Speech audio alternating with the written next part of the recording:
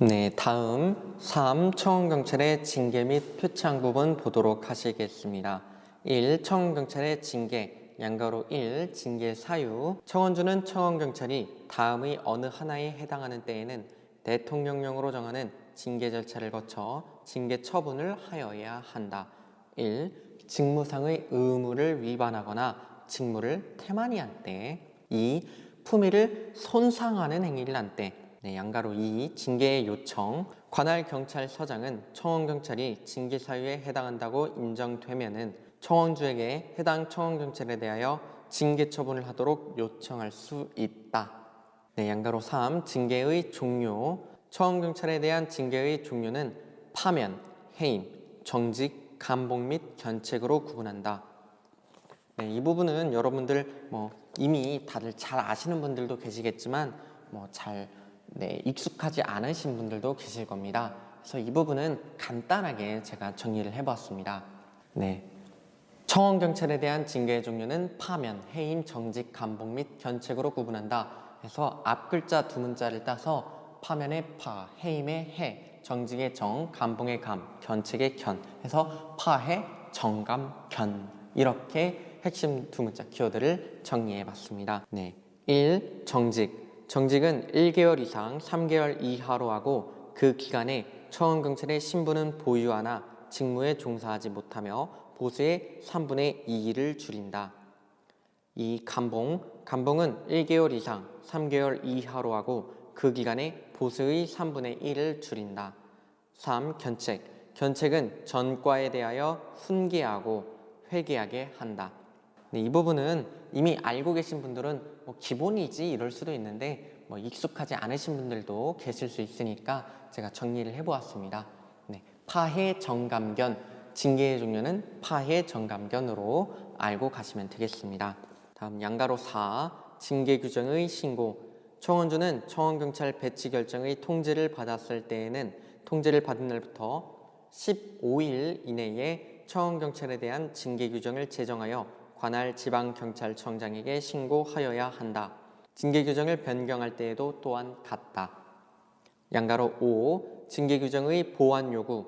지방경찰청장은 징계 규정의 보완이 필요하다고 인정할 때에는 청원주에게 그 보완을 요구할 수 있다.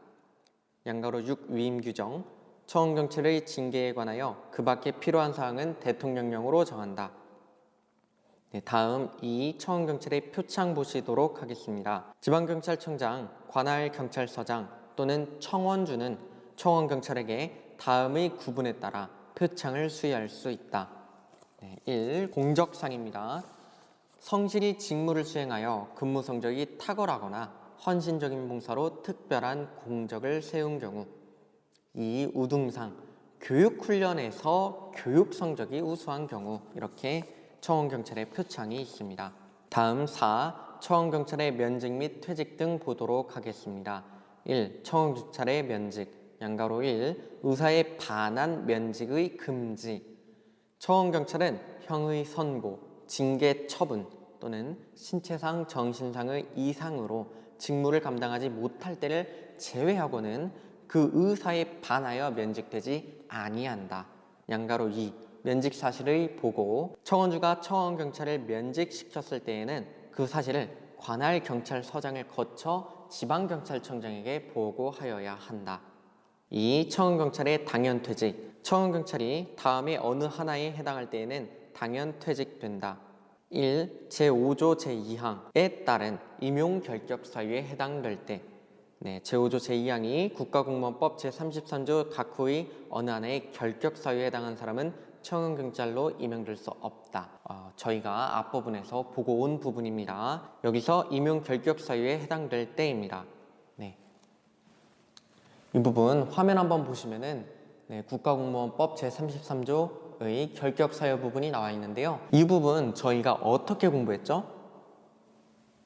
네, 맞습니다. 피파금, 자공성, 미파해, 파해. 네, 피파금, 자공성, 미파해, 파해. 이렇게 공부를 했습니다. 예, 근데 이 부분에서 여러분들이 반드시 꼭 알아두고 가셔야 되는 부분이 있습니다.